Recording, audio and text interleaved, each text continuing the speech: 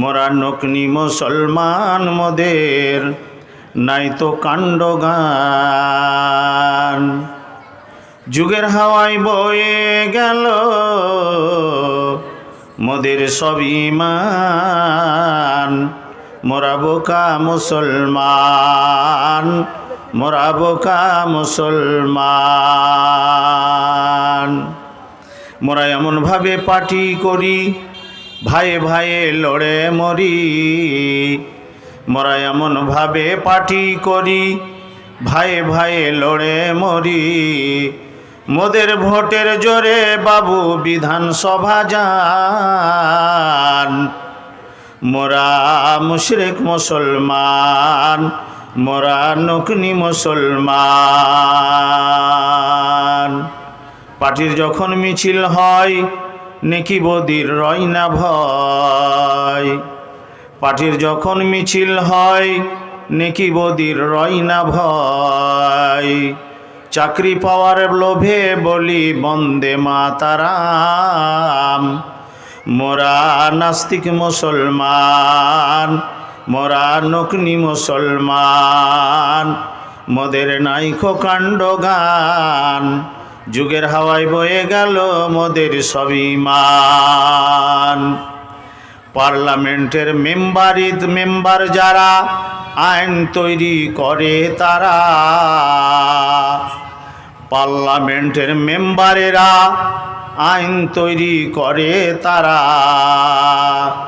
তাদের হাতে জবাই হলো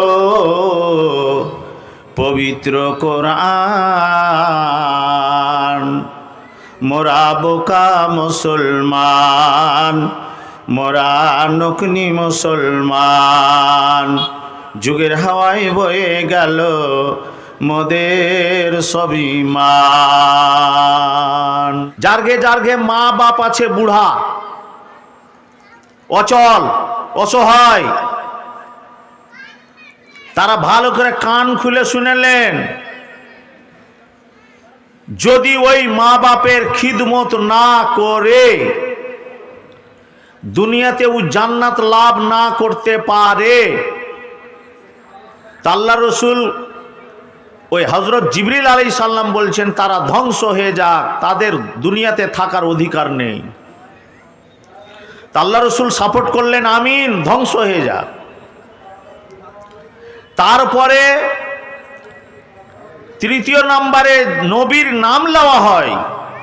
যখন আল্লাহ রসুলের নাম লওয়া হবে তো যদি কোনো মুসলমান ওর উপরে দুরুদ না পড়ে সাল্লাল্লাহু আলাইহি ওয়াসাল্লাম, যদি না পড়ে তাহলে ইও ধ্বংস হয়ে যাক। তাহলে তিন শ্রেণীর লোকের উপরে আল্লাহ রসুলের হযরত জিবরিল আলাইহিস সালামের বরদোয়া আল্লাহ রসুল সাপোর্ট করলেন, এরা ধ্বংস হয়ে যাক। জালসা শুনতে এসেছেন, ভালো কথা শুনবেন, ভালো কথা আমল করবেন, ভালো কথা, কিন্তু ওই আমল গালা যদি ছেড়ে দেন কিচ্ছু কাজে আসবে না। যদি জান্নাত নেবেন মা বাপের খিদমত করে যান, তাহলে জান্নাত পাওয়া যাবে। নবীকে ভালোবেসে যান, জান্নাত পাওয়া যাবে। নিজের গুনাহকে পুড়িয়ে ছাই করে যান, নেকি কামিয়ে যান, তাহলে জান্নাত পাওয়া যাবে, না তো যাবে না। ভাইরা বন্ধুরা, বললাম মনের দুঃখে কিছু কথা, কারণ মানুষ ভরি ভরি ভরি ভরি এমন একটা দিন নাই, এ আপনার অক্টোবর থেকে নভেম্বর, ডিসেম্বর, জানুয়ারি, তা কিছু ফেব্রুয়ারিও নিবে। কোনো এমন রাত নাই যে আজ রাতে এই রাতটাতে দুটা তিনটা জালসা হয় না। তাহলে মানুষ তো জালসা শুনছে, মানুষ জালসা শুনছে, মানুষ জালসা করছে, করাইছে, এটা রেশমির আওয়াজ। করতে হয়, করতে হবে, বলতে হয়, বলতে হবে, এটা রেশমির আওয়াজ। আমল কই? আমলে কেনে নেই কেন? বাপ মার বিচারে 100 মাসে বিচার হয়, কেন হয়? বেনামাজি কেন তো বাড়লো? বেনামাজি নামাজ কেন ধরে না? মানুষকে এত ওয়াজ করতে করতে করতে করতে করতে মানুষের মুখ ফেনা হয়ে গেল। প্রত্যেকটা মুলবি ওয়াজ করছে, জালসা জুলসিতে, কনফারেন্সে, প্রত্যেক দিন প্রত্যেক সপ্তাহে জালসা ওয়াজ নসিহত হচ্ছে জুমায় জুমায়, কিন্তু মানুষের পরিবর্তন হয় না কেন? তার দায়ী কারা? প্রথম মঞ্জিল, 1 নম্বরে দায়ী হলো আমরা মুলবি সাহেবেরা। চেঙ্গুল ধান, বিশেষ করে চেঙ্গুল ধানের মধ্যে আরেকটা ধান পাওয়া যেত, যারা ধান আবাদ করেছেন, চেঙ্গুল, ঢেবা, শশীমোহন, এরকম বিছনগালা ছিল, এখন নাই। যুগের পরিবর্তন হচ্ছে, বিছনগালাও আস্তে আস্তে চলে গেছে। কিন্তু যারা চেঙ্গুল ধান ব্যবহার করেছেন, উপজালছেন, তার মধ্যে একটা ধান পাওয়া যেত, যে ধানটা, চেঙ্গুল ধানটা তো কালো কুসকুসে একদম, দেখতে খুব সুন্দর। ওর মধ্যে একটা শীষ পাওয়া যেত, সেই শীষটা খরসাই নেয়। তো ওকে বলতো চাষিরা, এটা চোধানা, ধানের মধ্যে এটা চোধানা। তো প্রত্যেকের মধ্যে, নামাজির মধ্যে দেখেন চোধানা আছে, আলেমের মধ্যে দেখেন চোধানা আছে, আবেদের মধ্যে দেখেন চোধানা। মানে চোধানাটিতে আইসা সমাজকে এত বিষাক্ত করেছে, কথা কেউ শুনছে না, আমলই হয় না। কেন? আমার তো আমল নেই, তা আমার কথায় আপনার কি করে আমল হয়? হবে না। মানুষের দিলের ভিতরে এমন মোর্চা পড়েছে, যে মোর্চা ছুটা খুব মুশকিল। ফাল উঠে গেল।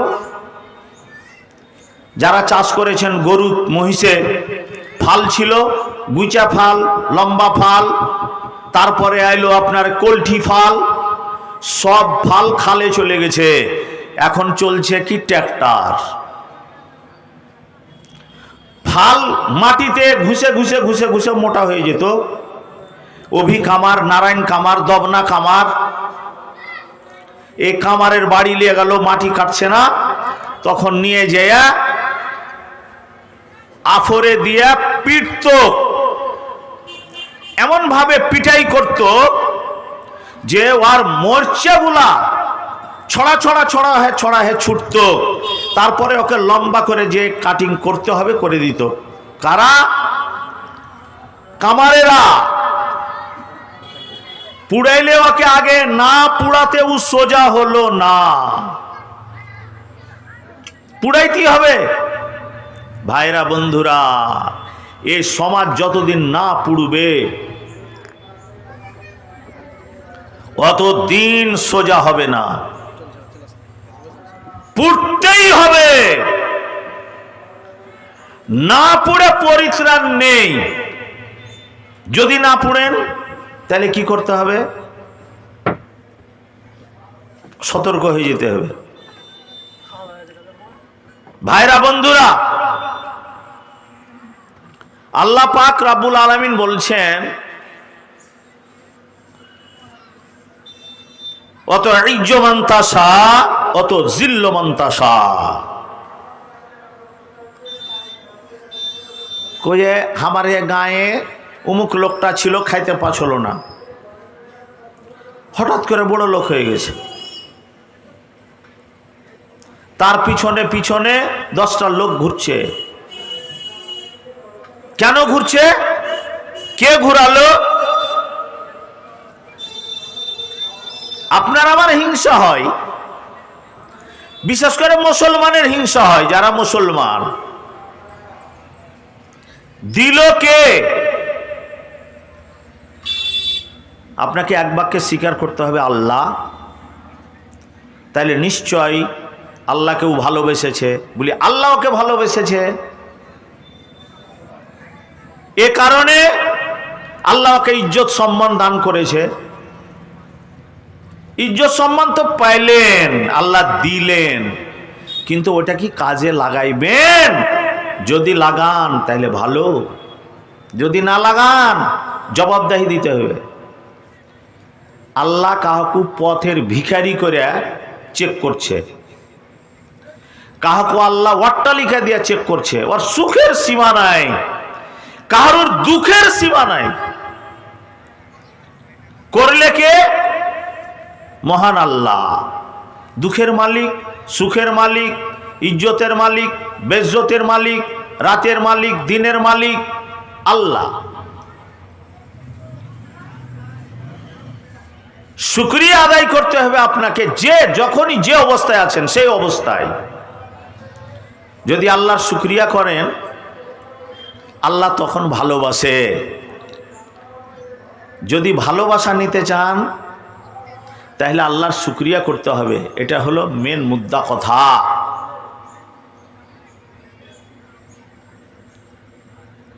ইজ্জত বেজ্জতি আল্লাহর হাতে। তাইলে হ্যাঁ, কিছু সংখ্যক লোক সমাজে বাস করে যারা হালালও বুঝে না, হারামও বুঝে না, মাও বুঝে না, বেটিও বুঝে না। ওর রাতও নেই, দিনও নেই। পানি খাওয়া যেমন ওর কাছে হালাল, মদ খাওয়া তেমন হালাল। নামাজ নাই, রোজা নাই, কুকুর শিয়াল সমাজে বাস করে। যেই কুকুর শিয়ালের কোনো গন্তি আসবে না আল্লাহর নিকটে। কখন আসবে? যদি কালেমা পড়ে থাকে তো একদিন আসবে। ভাইরা বন্ধুরা,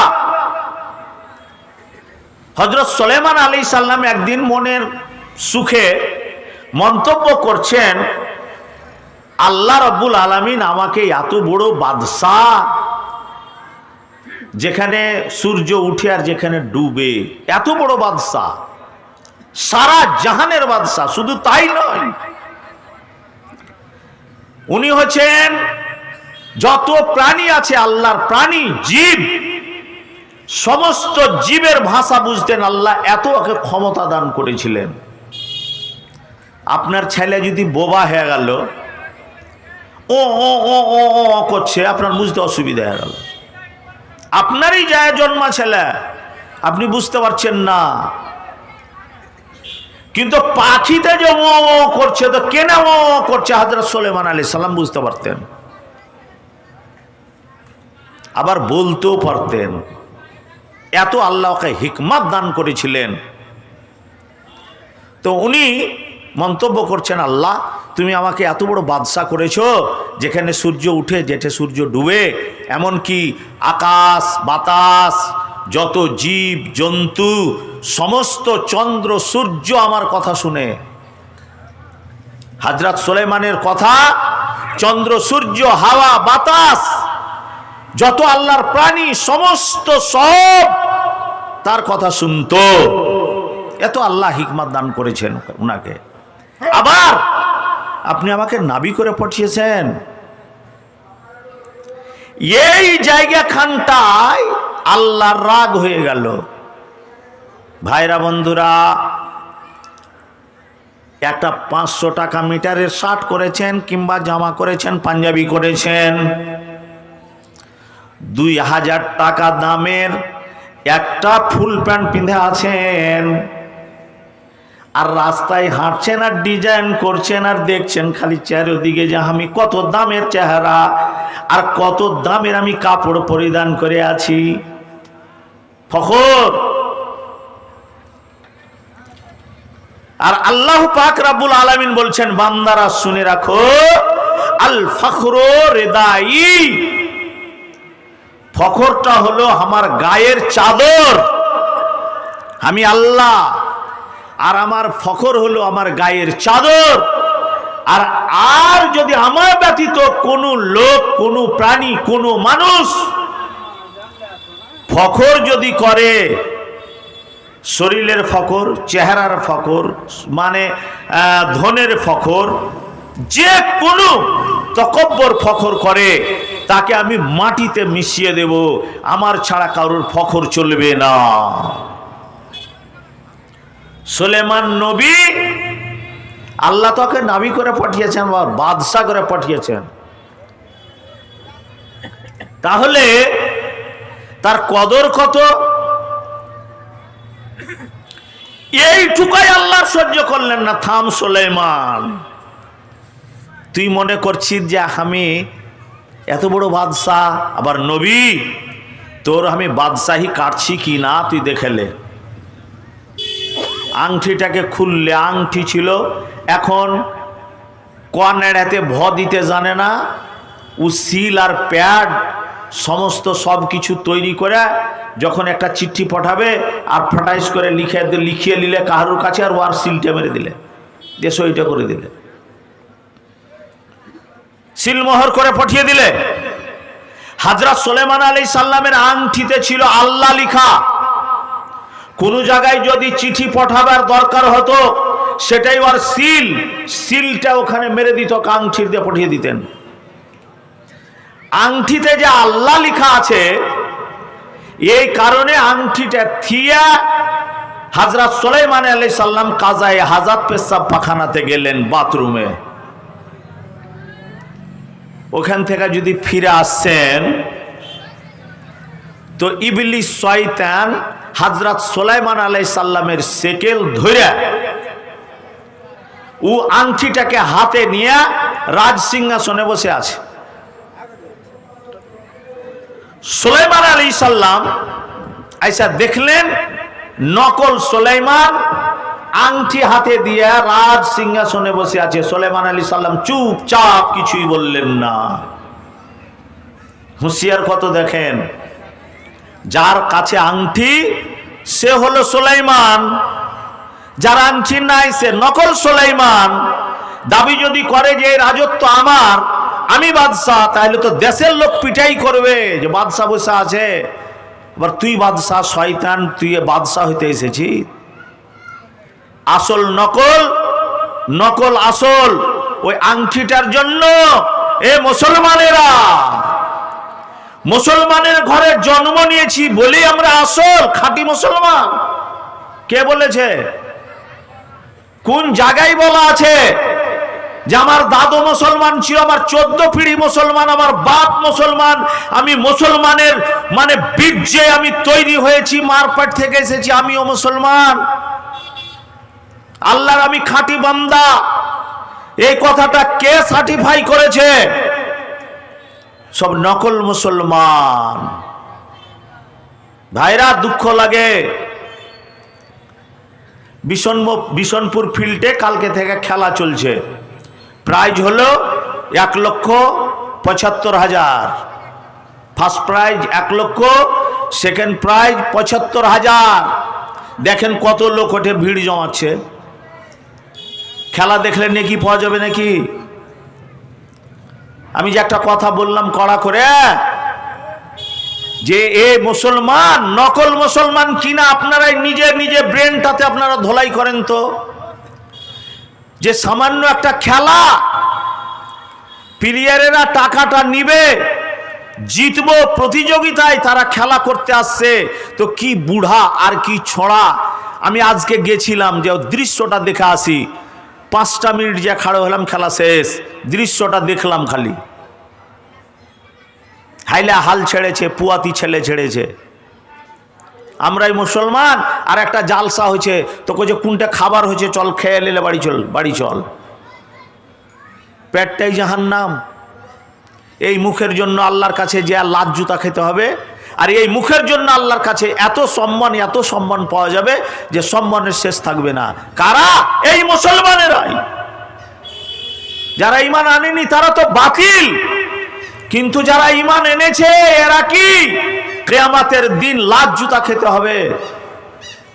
আর কিছু সংখ্যক মানুষ সেই দিন ইজ্জত সম্মানের তার শেষ থাকবে না। তো ভাইরা, নকল মুসলমান কিনা?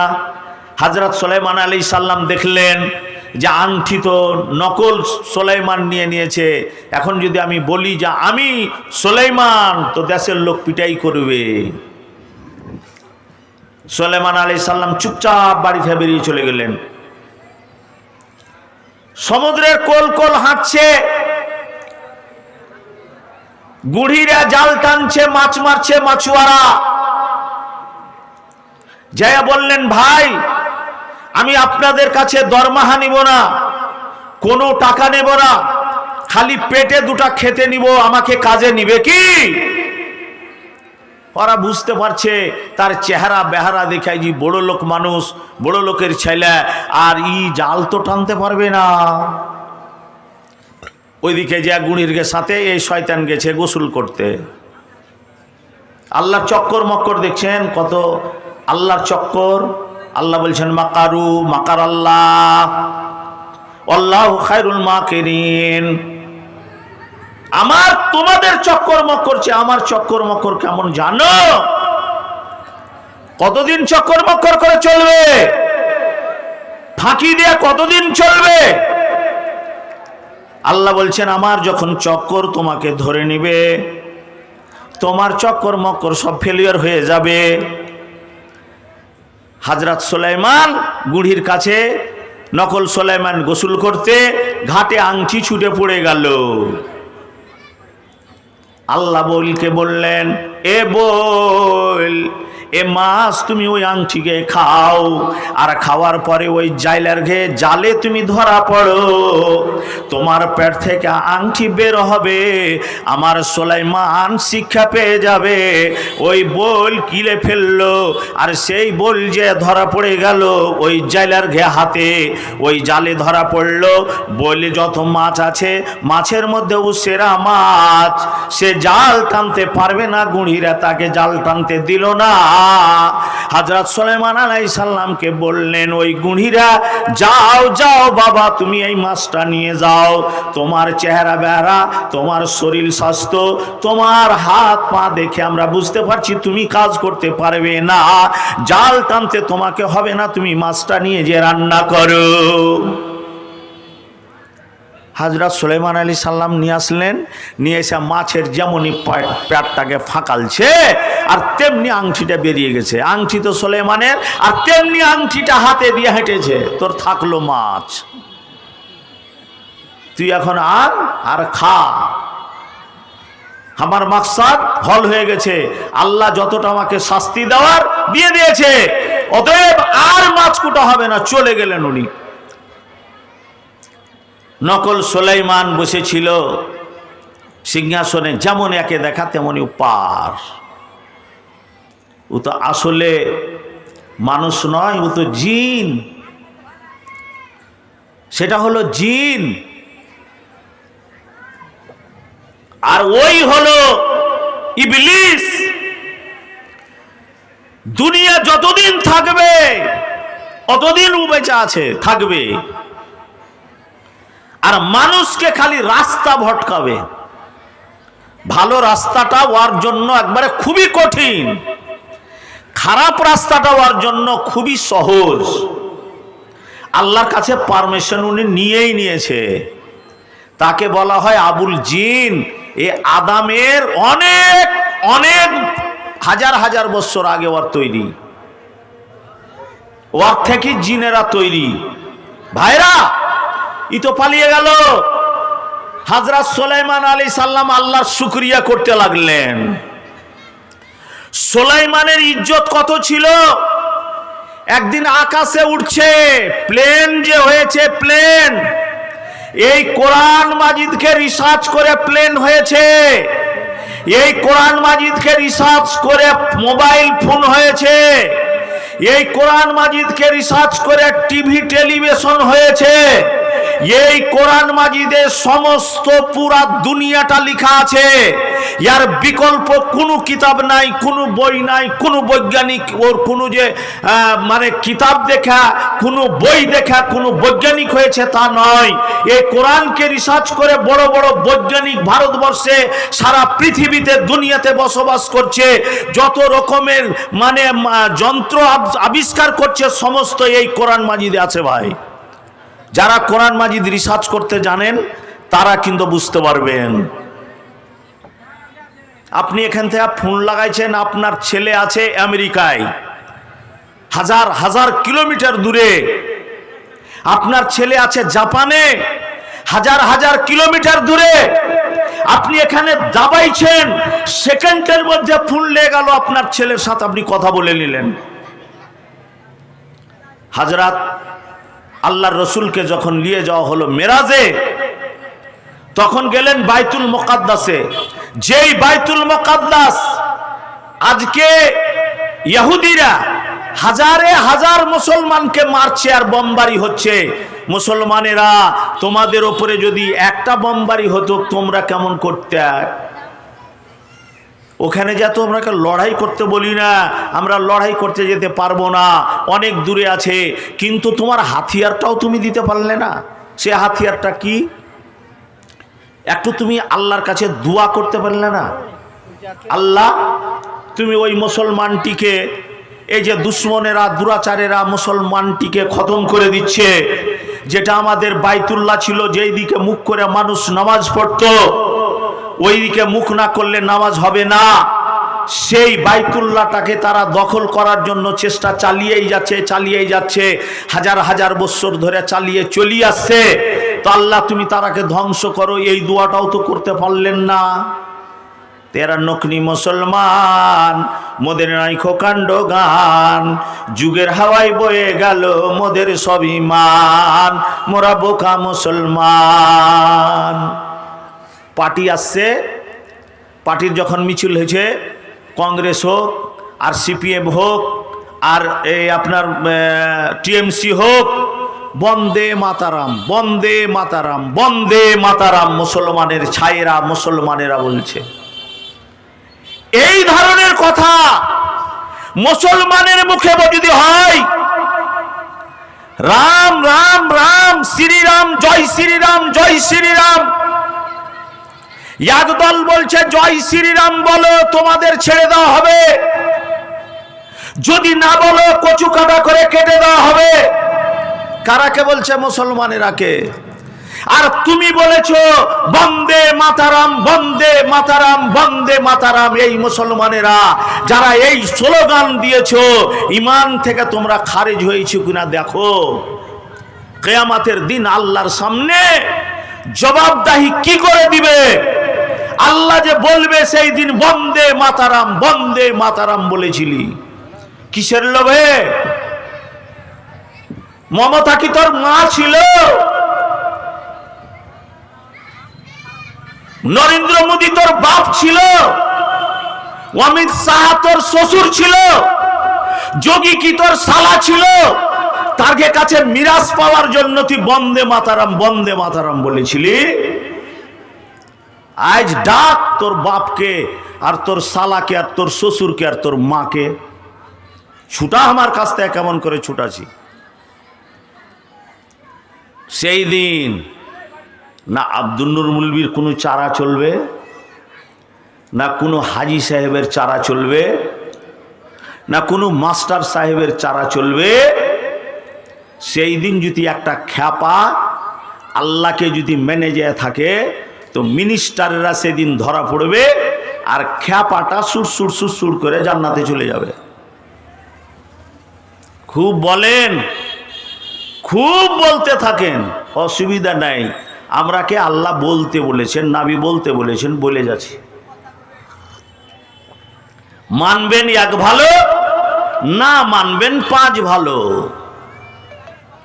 যদি না বলা যায় তাহলে কিয়ামতের দিন আমাদের মতন মুলবির ঠোঁটকে কাটবে, জিভাকে কাটবে, কাঁচি দিয়া কচ কচ কচ কচ করে সারা দুনিয়ার মানুষ দেখতে পাবে।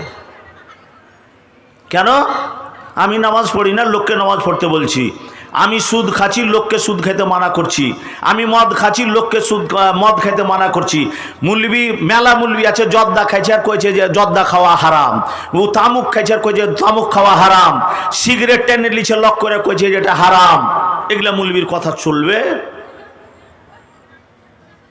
চলবে? চলবে না। আল্লাহ রসুল যখন মৃত্যুবরণ করছেন, সাহাবীরা জিজ্ঞেস করছেন, হুজুর বলুন তো, আপনি তো চলে যাচ্ছেন, আপনার পিছনে পিছনে পিছনে পিছনে 24 ঘন্টা আমরা আপনার পিছনে থাকতাম, শুনতাম, জানতাম, আমল করতাম, আপনি যে চলে যাচ্ছেন, তো আমরা কার পিছনে চলবো? কে আমরা কে বলবে? ভাইরা বন্ধুরা, আল্লাহ রসুল বলছেন, আল উলামা ও ওরাসাতুল আম্বিয়া। আমি এক শ্রেণীর দলকে ছেড়ে গেলাম, যারা আলেম হবে। যারা আলেম হবে তারা কি করবে? তোমাদেরকে হাদিস ও কোরআন তারা পড়ে পড়ে শোনাবে, তারকে পিছনে পিছনে চলিও, পথভ্রষ্ট হবে না। ভাইরা, যদি এই তামুক খাওয়া মুলবিরকে পিছনে চলেন তো পথ পাবেন। গুল করা মুলবিরকে পিছনে যদি চলেন তো পথ পাওয়া যাবে। জর্দা দিয়া পান লেচার চাপার চাপার চাপার চাপার কোচার, মুখে এত বড় বড় দাড়ি আর টুপি আর পাঞ্জাবি, এখান থেকে এই ঠগ মুলবিরকে কথাই ভালা কোনো ইসলামের কোনো জিনিস জ্বলবে? জ্বলবে না, জ্বলবে না। আগে নিজে আমল করতে হবে, তারপর অপরকে বলতে হবে। আল্লাহ পাক রব্বুল আলামিন পাক কালামের মধ্যে বলে দিয়েছেন, কি বলেছেন? ইয়া আইয়ুহাল্লাযীনা আমানু লিমা তাকুলুনা মা লা তাফআলুন। কোরআনে আল্লাহ বলছেন, পড়ে দেখে নেবেন, যে তুমি যাহা করো না তাহা তুমি আদেশ করবে না, খবরদার।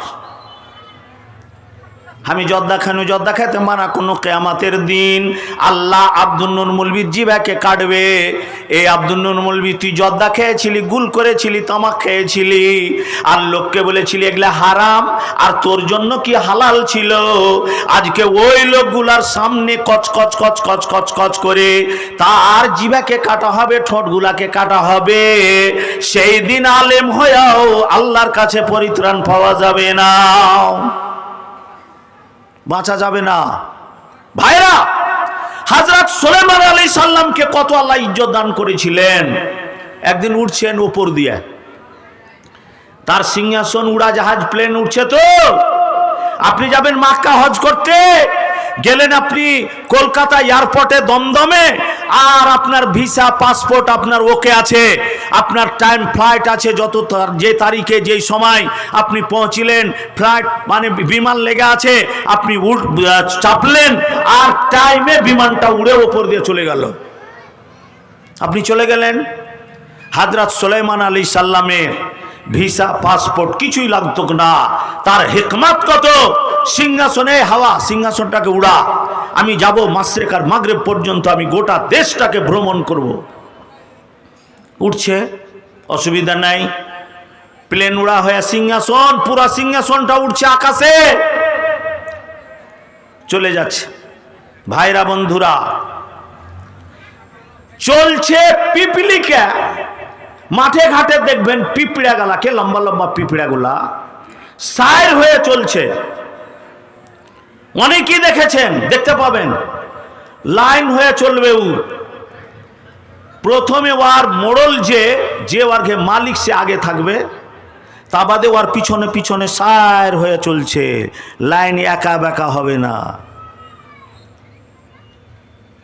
ওয়ার্গের মধ্যে যে মোড়ল সে দেখেছে সুলাইমান আলাইহিস সালাম আকাশ প্রান্তে উঠছে তার সিংহাসন। পিঁপড়ে বলছে সূরা নামালে, তার ওই পিঁপড়ের জন্য, পিপলিকার জন্য একটা সূরা নাজিল হয়েছে এই কোরআন মাজিদে, তার নাম হলো সূরা নামাল। ই কইছে কালাত নামলাতুন ইয়া আইয়ুহান নামলু উদখুলু মাসাকিনাকুম। और কমকে ডেকে কইছে, এই পিপলিকার দলেরা, উদখুলু, ঢুকে যাও, ঢুকে যাও। কোনটা ঢুকবে? খালে ঢুকো, अपना अपना खाले ढुके पड़ो। उदखुलू मासाकिनाकुम ला याहतिमान्नाकुम सुलाइमान व जुनुदुहु वहुम ला याशुरुन। সুলেমান আর সুলেমানের সেনা সমন্তর আসছে, অর্ঘে পায়ের তলে তোমরা কুচিলে যাবে, পদতলিত হয়ে যাবে, তারা জানতেই পারবে না, যেহেতু তোমাদের জান খুব ছোট। পিপলিকা বলছে উদ্দেশ্যটা তার কি? তাফসীর খুলে দেখেন, উদ্দেশ্য হলো এই সুলাইমানকে আমি দেখতে দেব না আমার কমকে, যেহেতু এরা অবুঝ প্রাণী, একে দেখতে দেওয়া যাবে না। যদি দেখে নাই তাহলে আল্লাহর গুণকীর্তন এরা চালু করবে, প্রশংসা করবে, আল্লাহর প্রশংসা বাদ দেয় সুলেমানের প্রশংসা চালু হয়ে যাবে। তো আমি তো একজন এদের মোড়ল, আমি তো মালিক সমাজের সর্দার মোড়ল, আমার প্রজাদের তো আমাকে আল্লাহ ধরবে। তুই মোড়ল ছিলি, তোর জামাতের লোকটি নামাজ পড়েছিল, রোজা রেখেছিল, ভালো কাজ করেছিল, মন্দ কাজ থেকে তারা দূরে ছিল কি না বল, আমাকে তো আল্লাহ ধরবে। হে মোড়ল আর সর্দার, ভালো করে শুনেন, বিহা লাগছে, বাতাসা খানি নিলেন, যেখানে বিলানের আর যত পকেট আছে পকেটে ভরে নিলেন, পান ভরলেন, সুপারি ভরলেন, জর্দা ভরলেন, খড় ভরলেন, ভরে নিয়ে হেঁটে দিলেন। আপনার জামাতের আপনাকে খবরই নেই। আপনি একটা মানুষ, আপনাকে জ্ঞান গরিমা দিয়ে আল্লাহ আপনাকে তৈরি করেছেন। আপনার যদি জ্ঞানের আপনি বিবেকটা আপনি খাটাইতে না পারেন, তো আপনি আমি কি মানুষ? ভূত দুনিয়াতে এসেছি। সে একটা পিপিলিকা, তার কমকে খালে ঢুকিয়ে দিল, ঢুকে পড়ো। সুলাইমান আর সুলাইমানের সেনা সামন্ত আসছে, সেই সুলাইমান আর সুলাইমানের সেনা সামন্তের পার তলে তোমরা কুচিলে যাবে, মরে যাবে, জানতে পারবে না তারা। ভাইরা বন্ধুরা, এই কথা পিপলিকা বলছে, আর আকাশ প্রান্তে উঠছে হযরত সুলাইমান আলাইহিস সালাম, তার সিংহাসনের উপরে উনি আছেন, তার সেনা সামন্তরা আছে।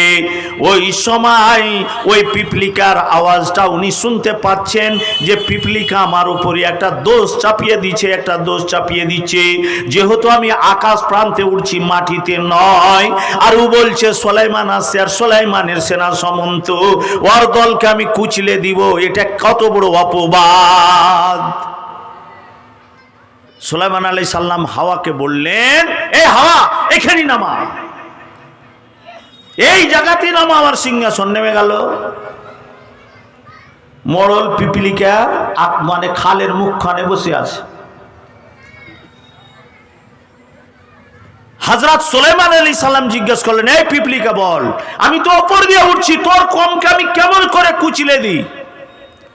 আমার সেনা সামন্তরা কেমন করে কুচিলে দেয় বল? পিপলিকা বলছে, হুজুর আপনি বুঝতে পারবেন না, আমি কি উদ্দেশ্যই বলেছি, আমার উদ্দেশ্যটা আপনার সামনে আমি তুলে ধরি। ওই উদ্দেশ্যটা কি বল? কচি এই জন্য আমি বলেছি, আমরা সামান্য একটা পিপলিকার দল, এই পিপলিকা আল্লাহর প্রাণী, এই মাখলুকের আমি হইলাম মোড়ল। আমার এই মাথে হাতে এতটি পিপলিকা আছে, তারা যদি বাইরে থাকতো আর আপনার সিংহাসনটা উপর দিয়ে উঠছে, যদি তারা দেখতে পেত আল্লাহর প্রশংসা বাদ দিয়া, আল্লাহর তাসবিহ তাহলিল বাদ দিয়া আপনার প্রশংসা চালু হয়ে যেত। আর যদি তারা আপনার প্রশংসা চালু করে দিত, তাহলে কিয়ামতের দিন তো আল্লাহ আমাকে ধরবে। আলা কুল্লুকুম রাইন ওয়া কুল্লুকুম মাসউলুন আন রায়াতিহি। সেই দিন আল্লাহ পাক রব্বুল আলামিন আমার মালিকানা সম্পর্কে আমাকে জিজ্ঞেস করবেন। সেই দিন আল্লাহকে আমি জবাব কি দিব? কি জবাব দিব? এই জন্য আমি ঢুকিয়ে ফেলেছি যে না ওরা দেখতে পাবে, না আপনার প্রশংসা হবে, না আমাকে আল্লাহর কাছে জবাবদাহি দিতে হবে। ভাইরা, হযরত সুলাইমান আলাইহিস সালাম বুঝতে পারলেন যে আল্লাহ সৃষ্টি করেছে, সৃষ্টিকর্তা হলো আল্লাহ, তার প্রাণী পিপিলিকা 18,000 মাখলুকাত মোটামুটি আছে পৃথিবীতে, সে প্রত্যেক প্রাণী আল্লাহর তসবিহ তাহলিল পাঠ করে। আমরা বুঝতে পারছি না। ভাইরা বন্ধুরা আমার, ঝমঝমে রাইতে 1টা 1:30 রাইতে উঠবেন, আপনি দেখতে পাবেন আপনার কানটাতে শারকগুলা গাছে বসে আছে, মানে শিয়ালগুলা মাঠে আছে, যত প্রাণী আছে সমস্ত প্রাণী যখন ঝমঝমে রাত, যখন গভীর রাত, ওই রাতে তার নিজের নিজের বলি কিচিরমিচির করে উঠে, শিয়াল ডাকে, কুকুর ডাকে, সমস্ত প্রাণীরা ডাকে।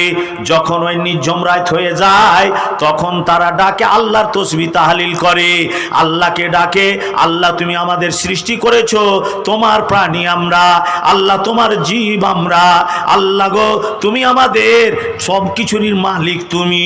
ভাইরা বন্ধুরা, আমরা বুঝতে পারি না তাদের বলি, তাদের ভাষা, কিন্তু হযরত সুলাইমান আলাইহিস সালাম বুঝতে পারতেন। সুলাইমান আলাইহিস সালাম আইসা যখন ওর আংটি নিয়ে গদিতে বসলেন, ওই সুলাইমান আলাইহিস সালাম বললেন, আল্লাহ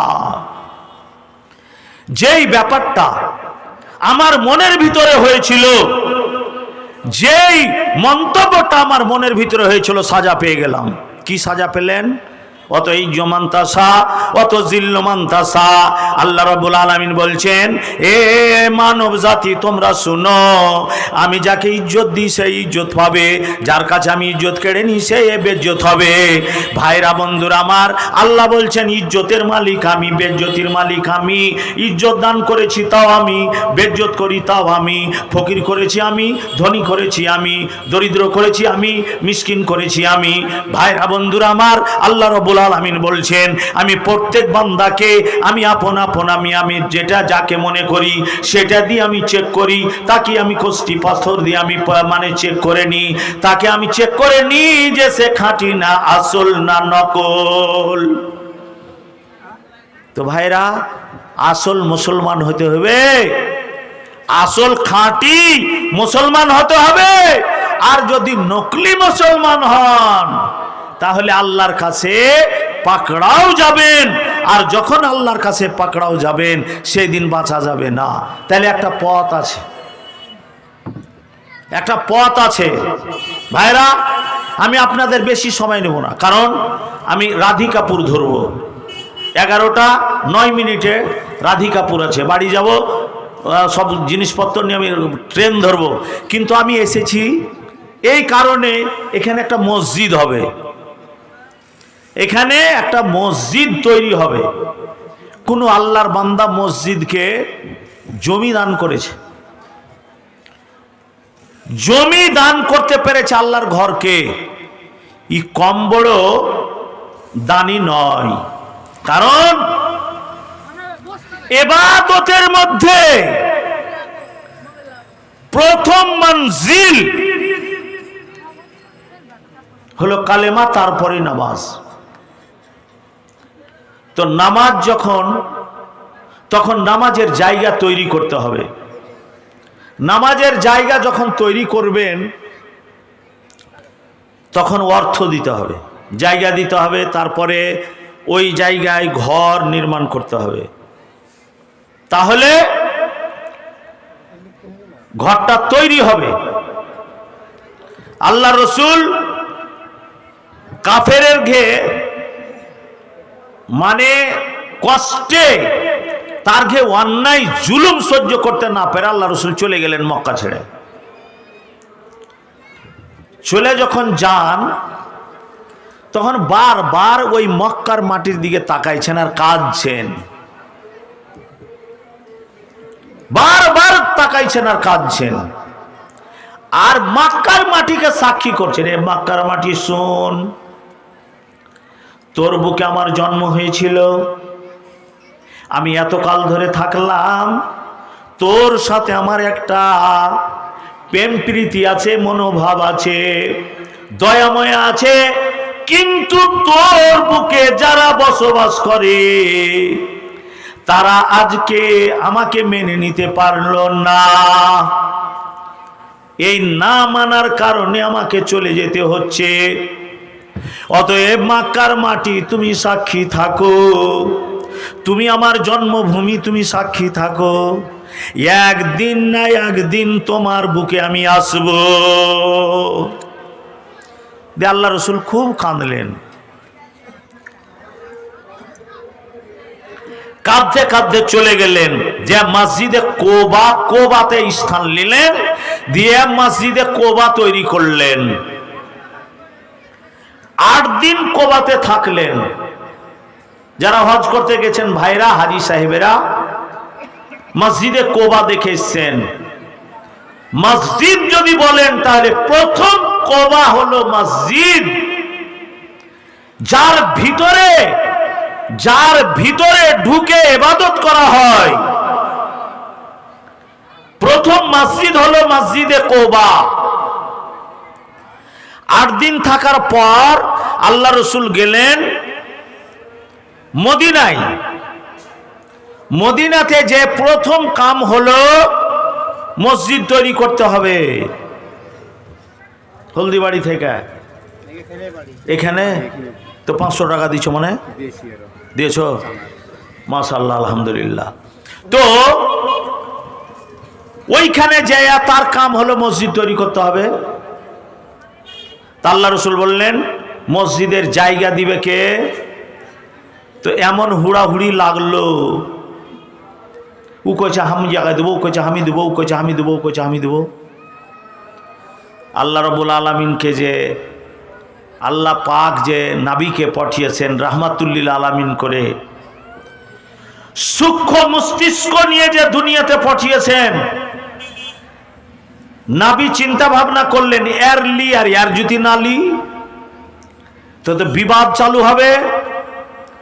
নবী এমন হিকমত আঁকলেন, ঠিক আছে তোমরা তো সবাই দান করবে, কার দানটা গ্রহণযোগ্য হবে সেটা যাচাই করা হবে আমার উটনি দিয়া। একটা জীব, এই প্রাণী দিয়ে তাকে যাচাই বাছাই করা হবে। আল্লাহ রসুল বললেন আমার উটনিটাকে আমি ছেড়ে দেব, যেই জায়গাটায় উটনিটা যা বসবে ওই জায়গায় আমি মসজিদ নির্মাণ করব।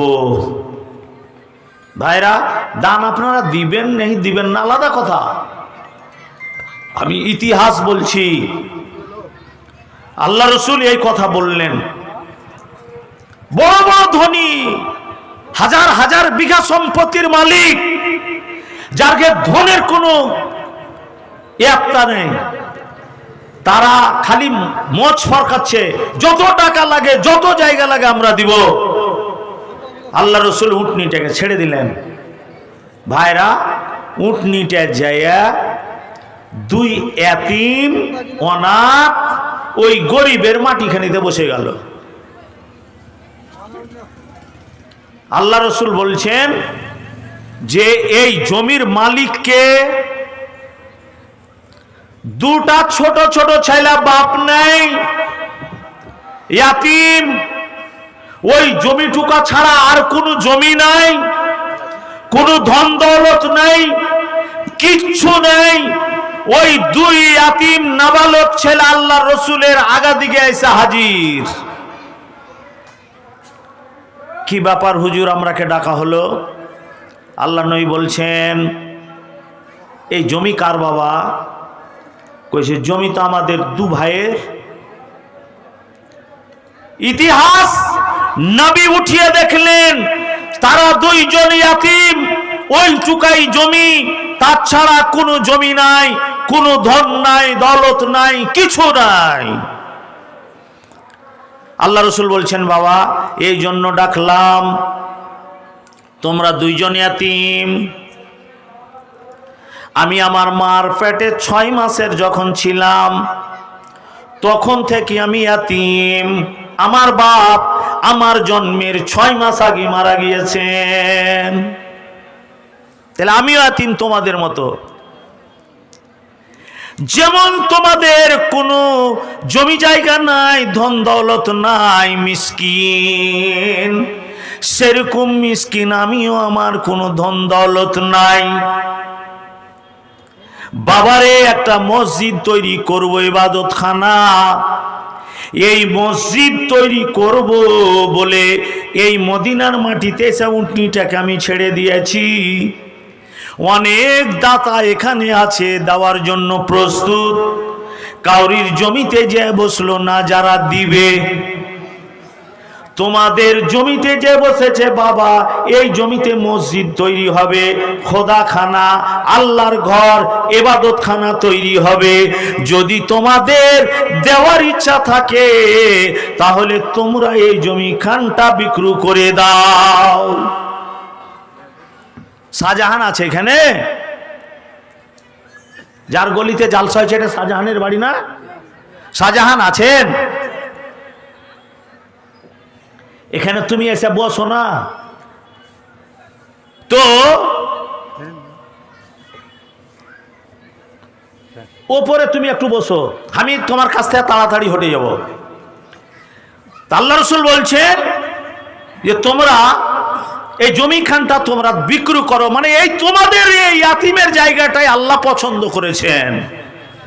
ভাইরা বন্ধুরা দেখেন, দুইজন নাবালক ছেলে আল্লাহ রসুলকে বলছেন, হুজুর যখন এতগুলা ধন দৌলতওয়ালা লোক এখানে আছে, 100 জন দেওয়ার জন্য প্রস্তুত, আল্লাহ তাদের জমিনকে পছন্দ করে নাই। যখন আমাদের জমিটা আল্লাহ পছন্দ করেছেন, আর আল্লাহর ঘর খোদাখানা তৈরি এই জায়গায় হবে, হুজুর আমরা দুই ভাই জায়গাটা দান করে দিলাম। আছেন কেউ ভাই এই মজলিসে, কেউ আছেন যে আল্লাহর হস্তে আল্লাহর ঘরের জন্য দুটা লোক 5,000 করে টাকা দিবেন? বেশি টাকা চাইছি না, 5,000 করে ওই দুই ইয়াতিমের অনুকরণ করেন, জোড়া হন, তারা জমি দিয়ে দিল। ওই যে টুকা জমি, সব কুটাই জমি আল্লাহর রসুলের হাতে দান করে দিচ্ছেন, যে আমার জায়গাতে, এই দুই ইয়াতিমের জায়গাতে আল্লাহর ঘর তৈরি হবে, যেই ঘরে সারা দুনিয়া এই ঘরে, আর যতকাল এই ঘর থাকবে, যতকাল এই পৃথিবী থাকবে, ততকাল ইবাদত হবে। আমরা দান করে দিলাম আল্লাহর হস্তে। আল্লাহ রসুল বলছেন, না বাবা, দান নেওয়া যাবে না। কেন হুজুর? দুইজন কাঁদতে আরম্ভ করে দিয়েছেন, হুজুর কেন আমাদের জমিটা নেওয়া হবে না? আমরা তো আল্লাহর হস্তে দান করে দিছি, যেই জমিটা আল্লাহ পছন্দ করে নিয়েছেন। এই দুই গরিবের জমি আল্লাহ পছন্দ করেছেন, বাপকে আমাদের নিয়েছেন, তাও আল্লাহ নিয়েছেন। আমরাকে ইয়াতিম করেছেন, আল্লাহই করেছেন, আর আমাদের জায়গাটুকু আল্লাহই পছন্দ করেছেন। হুজুর আমরা আল্লাহর হস্তে আল্লাহকে দান করে দিচ্ছি। আল্লাহর ঘরকে দান করে দাও মানে আল্লাহকে দান করে দেওয়া। হুজুর গো, আমাদের জায়গাটা আপনি নিয়ে নেন। আল্লাহ রসুল বলছেন, বাবা তোমরা দুইজন যে গরিব ইয়াতিম, কিছু যে নাই, না থাকার কারণে তোমাদের জায়গাটা আমি কিছু পয়সার বিনিময়ে খরিদ করব, তোমরা দান করে দাও, বিক্রি করো। ভাইরা বন্ধুরা আমার, বড় বড় ধনীরা, হযরত উসমান, হযরত আইয়ুব আল আনসারী, হযরত আব্দুর রহমান, বড় বড় ওই জায়গায় বড় বড় সাহাবীরা, বড় বড় ধনীরা, যার ধনের কোনো ইয়াত্তা নাই, ওই ধনীরা হাত মুচড়াইছে আর আল্লাহর কাছে কাঁদছে, আল্লাহ দিতে পাই না তার জন্য কাঁদছে।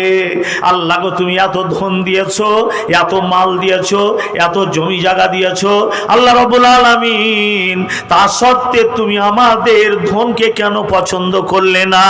আমাদের জমি জমিকে আল্লাহ তুমি কেন পছন্দ করলে না? আল্লাহ পুরোটা যত লাগতো সবই দান করে দিতাম। আল্লাহ গো আমাদের জমি আল্লাহ তুমি কবুল কেন করলে না?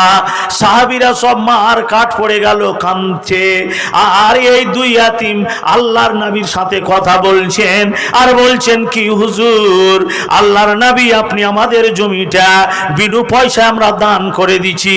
আর নবী বলছেন বাবা যদি আমি সব জমিটা তোমাদের যদি বিনা পয়সায় নিয়ে নি তোমরা খাবে কি?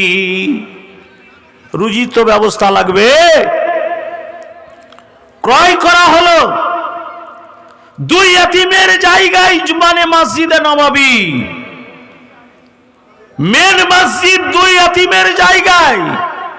ভাইরা বন্ধুরা আমার, হাজি সাহেবেরা যত পুরো দুনিয়া আছে মাশরিক মাগরিব পর্যন্ত এই জমিনে যত মুসলমান মুসলিমাত বসবাস করে, ধন হলে হজ করতে যেতে হবে।